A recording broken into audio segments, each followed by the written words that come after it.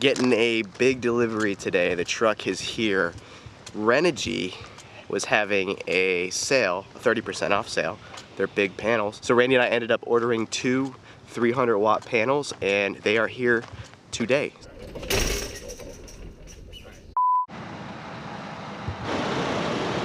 I thought he would pull through the boatyard next to the boat, but the truck's a little bigger than I thought it was gonna be. Yeah, I'm getting my little truck, and we're just gonna put the solar panels on the bed of my truck and drive them back to the boat. Let's see how this works. All right, the panels are loaded up. They just came out of the back of that truck. Look at how big these freaking panels are. Look at that.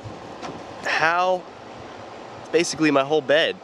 How are we going to be fitting 2 of these on an Endeavor 32, which really doesn't have that much space? That is something that we'll get to, but not in this video. I gotta keep you guessing a little bit, guys. Yeah, the panels are as tall as I am. Good morning, guys. I am in the V-berth of our boat, and behind me you see our water tank lid, and it is in pretty bad shape. I'm gonna be tearing it up today. You can see I already kind of started right there.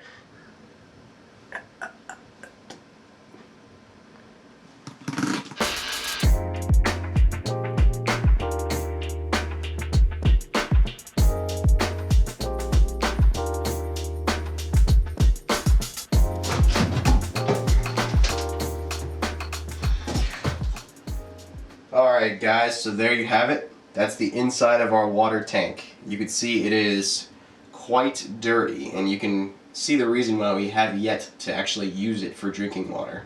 It's pretty gross. It should be white, by the way. Just real quick, guys, the reason why I'm actually doing this is to recoat the entire interior of that water tank. So we're going to clean it really good, give it a light sanding, and then we're going to coat it with this stuff that's actually right behind me. It's a food grade epoxy. It is actually meant for tabletops, but it is also formulated for direct contact with food, water, that kind of thing. So it should be good to recoat the interior of that tank with that stuff, and we'll have a brand new surface in there that'll be nice and clean and ready to hold nice, good, potable water. That's it, really. The reason I cut out the old lid is that old lid was replaced by a previous owner, and they didn't do a really good job on it. It was already degrading. So the water tank refurbish I'm doing really has 2 parts. Part 1 is going to be to recoat the interior, and part 2 is going to be to create a new lid for that thing. It looks like that this old lid is just plywood coated in epoxy, which is basically the same strategy I'm going to be using. However, I'm just going to finish it better. I mean, they didn't even coat the top with epoxy. I also have no clue if they use food grade epoxy on this at all, you know.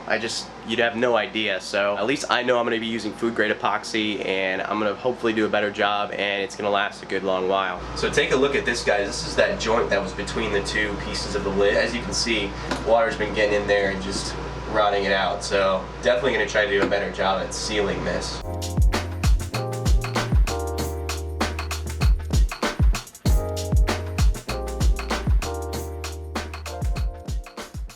Every time I try to do something on this boat, I think to myself, I really hope the previous owner or the maker of the boat didn't use 5200 to put this piece in, or whatever I'm going to be removing. And almost every time, it's been 5200. This, it's 5200. As if like the 50 screws aren't enough to hold the water tank down. So they use 5200, and I don't even know if that's food grade. Like, does anybody know in the comments down below, is 5200 even safe to use with potable water? Let me know. Alright, well, I've got a lot of work to do, so let's get back to it.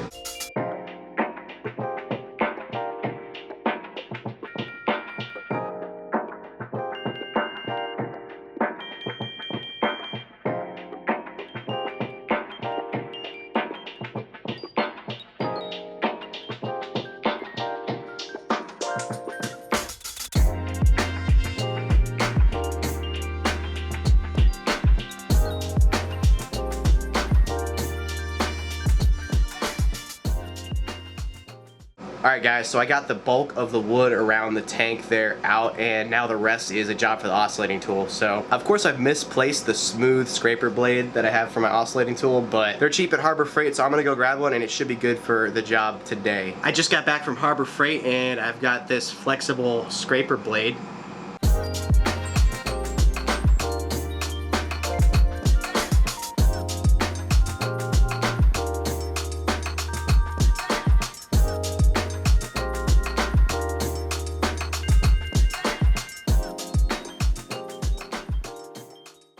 Alright guys, so this is taking forever. I hate 5200. Pardon the AC above me, it's probably kind of loud.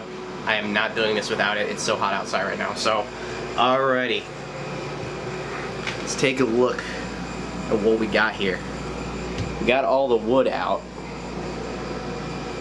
but I'm just working on the excess 5200 or whatever other adhesive sealant they used here, but it's tough stuff. The oscillating tool is actually starting to chew up the gel coat and go into the fiberglass, like this right here. So I'm down to this little hand chisel to try to get the rest of the 5200 off. It cannot be sanded. I tried to sand it and it doesn't work. It just doesn't go anywhere. So it has to be scraped off with this small little chisel, and I have to do it very, very slowly. Just go at it like this.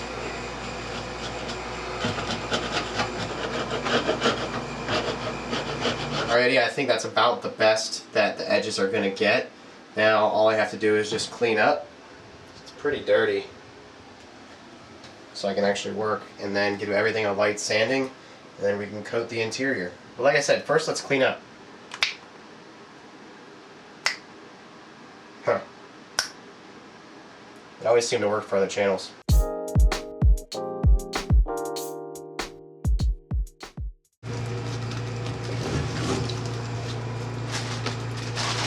I got the tank all cleaned up of debris. It is like 8 or 9 p.m. I'm gonna give it a light sanding, and then I'm going to coat it with epoxy. So excited. This took longer than I thought it was gonna take, as always, but I'm excited for this.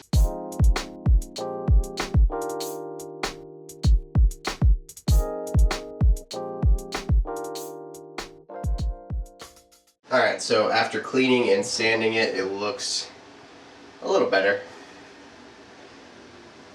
Definitely still stained, but I'm good with it. Good morning guys, it's time to build a lid. Okay, so I got all the marine plywood laid out here, and we're going to build the tank in 2 pieces. So this is going to be the first piece. I have to measure and cut this out, and I believe that's probably big enough for the second piece.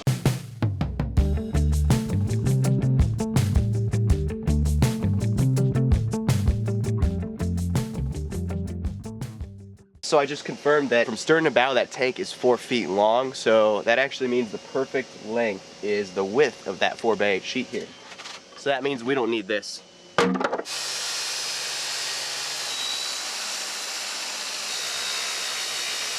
Alright, so there you have it. I cut the joint at an angle, as you can see. I figured that joint's going to be stronger than just a butt joint, so that's pretty much it. I'm going to go ahead and sand these and clean them up and get them ready for epoxy coating.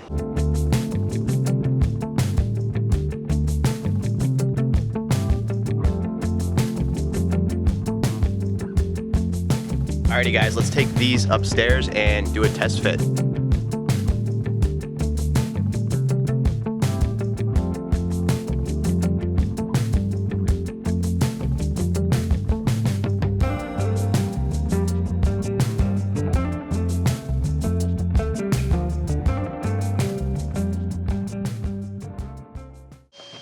Alrighty guys, we are all set here. I'm about to epoxy coat these 2 plywood pieces, and upstairs the water tank is ready. It's clean, it's been acetoned. As soon as I get done with this, I can go up there and coat the inside of the water tank as well.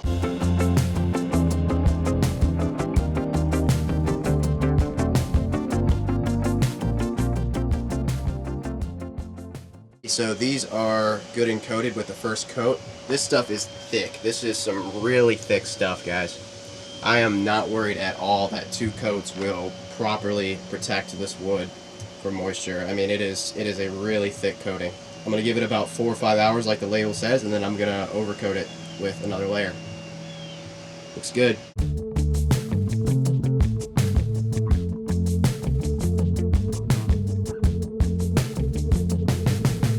It is done, guys. It doesn't really look any different at all. That is because we just used that clear epoxy. I mean, there's no pigment to it whatsoever, so it's not going to change the look of the tank. It still looks kind of dirty, but at least I know it's clean. It's definitely been coated. That stuff is really thick, and I think we'll be good.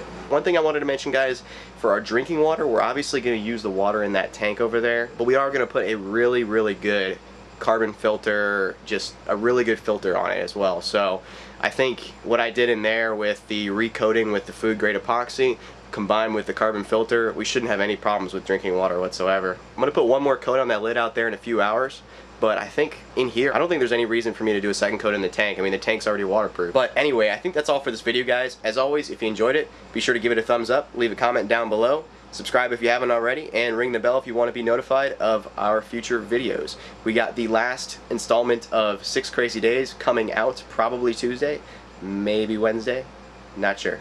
Tuesday or Wednesday. It'll be out. See you guys. I've got it.